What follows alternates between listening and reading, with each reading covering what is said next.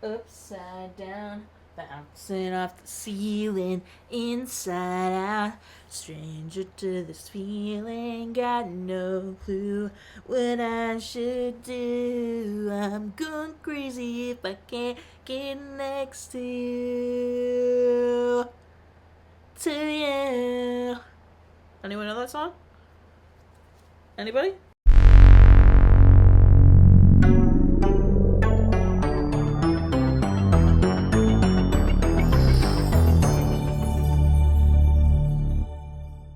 Welcome back to Every Disney Movie Ever. My name is Jess and I'm watching Every Disney Movie Ever. Today I'm going to be talking about Upside Down Magic. Upside Down Magic is a 2020 Disney Channel original release.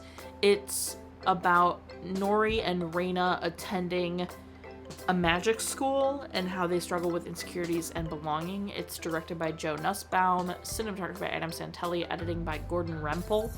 Music by Tom Howell, is written by Nick Pustay and Josh A. Cagan, based off the book Upside Down Magic by Sarah Malinowski, Lauren Miracle, and Emily Jenkins, and I could not find a detailed summary of the book, so I cannot compare. The film stars Izabela Rose as Nori, Siena Agudong as Raina, Kyle Howard as Scriff, Elie Samouhi as Elliot, Alison Fernandez as Pepper, and Max Torina as Andres. Disney optioned the book series in 2015. They started work on it in 2019. They filmed on Vancouver Island, and it was pretty well received.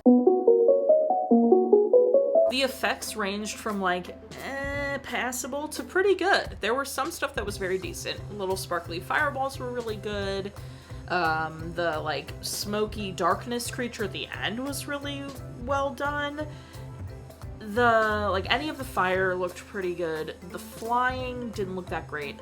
The VFX creatures, very obviously VFX, but could have been way worse. So that's what I mean by a little to pretty good, especially for a Disney Channel release. If we're talking compared to other Disney Channel releases, this is Avatar level good, but we're not. So it's pretty decent. The cinematography itself, not too bad. Great movement. Not a ton of dynamic lighting or beautiful lighting composition, but there were lots of shots to choose from, which I enjoyed. That it felt well covered. And then there was some pretty great movement. There was one move toward the end when Raina comes back to being Raina, but she's on the ground, and Nori runs to her. The camera goes really fast. It's a super fast push to Raina on the ground. I loved it. I was incredible. One, that you did that fast of a dolly push, whatever, Steadicam, whatever it was, and two, that you did that. It's great. Loved it. Right out the gate, we got a parent death. Nori's mom passed away when she was 7 or something. She says it right at the beginning of the movie. This is about Nori and her friend Raina both having powers, and they get to go to a magic school called the Sage Academy. When they get there, they find out you're kind of broken down into the schools of the magic you have. So you've got flares, which are the people who can control fire. You've got fuzzies, which are the people that can talk to animals. You've got flyers, I think they're called. Maybe? I don't know. Flyers, they fly. You've got fluxers, which are the people that can change into animals. How many was that? Flare, fly, fuzzy, flux, flickers, who have telekinesis. I guess in the book, flickers are people that can turn invisible. But in this, they decided to make flickers the people that control, can telekinesis. They can bring things to themselves or whatever. When you get to the academy, you get separated into your factions after a test. The people that have magic that is not fitting in any of those, so for instance, we have 4 of them in this movie.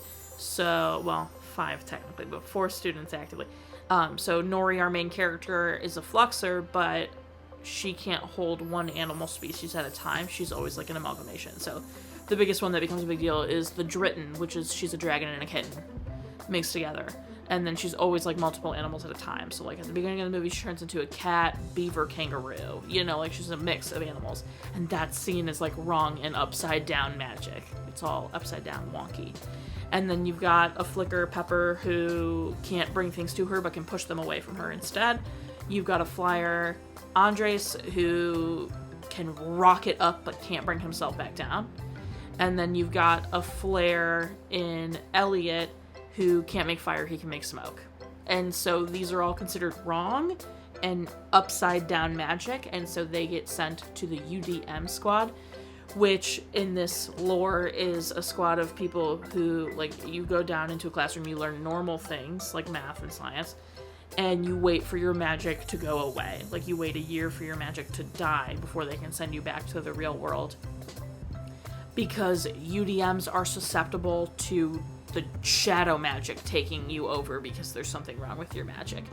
And so they're not supposed to use their magic, and so obviously the plot of the film then becomes Nori is desperate to prove that they can do magic the right way, and that they can the right way, and they can, like, control their magic and blah blah blah, and they're not going to be taken over by shadow magic, while also her friend Reina being so insecure about being in the honors program that the shadow magic seeps its way into Reina and takes over Reina. So the whole, like, lesson of the movie is it's not because your magic is weird, it's because you were insecure that the shadow magic works its way in. So it's a very fun lesson. The plot, you know, the dialogue was really rough in the beginning, and then, like, it was kind of rough still throughout.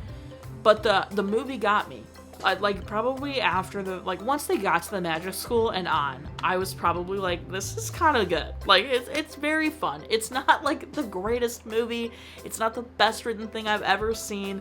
But it was fun. There was fun lore being built up. It was, like, fun different, like, things happening. The music, or the magic is silly and limiting for some reason. But it was still fun to see and learn about this, like, universe that it is, and, like, watch these characters. And we always love the lesson being, like, you know, believe in yourself and your friends, and, you know, it's not weird to be different and all that kind of stuff. Like, it was quite beautiful. The headmistress was, you know, annoying. The flare teacher was also brutal. I didn't love her. Scriff, I loved Scriff all throughout. Him being a fuzzy, but he can only sing to the animals instead of just talk to them, was really funny to me. I thought that was great.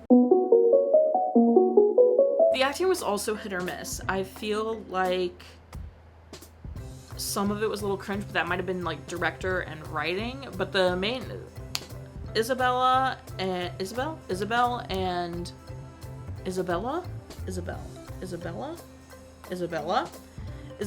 and Siena were both very good, and they definitely held the fort down. Apparently, Reina is not a character in the books, so I'm very interested to find out how different the books are, because this story made a lot of sense.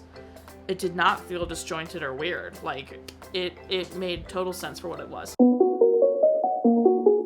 The fake singing was rough. That was probably, like, the worst part of this movie. Scriff can't talk to animals, but he can sing to animals.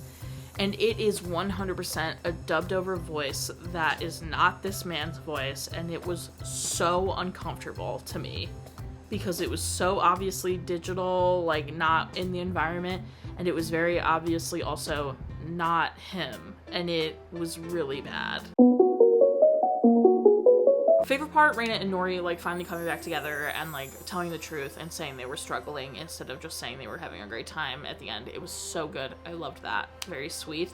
Least favorite part, everybody at this school being absolute bully mean people. The headmistress is so mean. The flare teacher was so mean.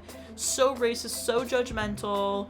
All the kids being, like, looking down on the UD. Like, it was so brutal. I hated all of them. The worst. Recommend. Honestly, kind of. I enjoyed this. I thought this was so sweet, so fun. Like, if I had seen this when I was, like, 10, game over, dude. I would have been obsessed. Like, so good. I enjoyed it now, so I can only imagine. Watch again? I would watch this again. I kind of wish it got a sequel, because it sets up for a sequel. It sets up for a sequel at the end, showing, like, the Shadow Magic book still exists in the library. And I was like, ooh, what's gonna happen? And it doesn't have a sequel. And that's kind of devastating, because it was good. I think it deserves one.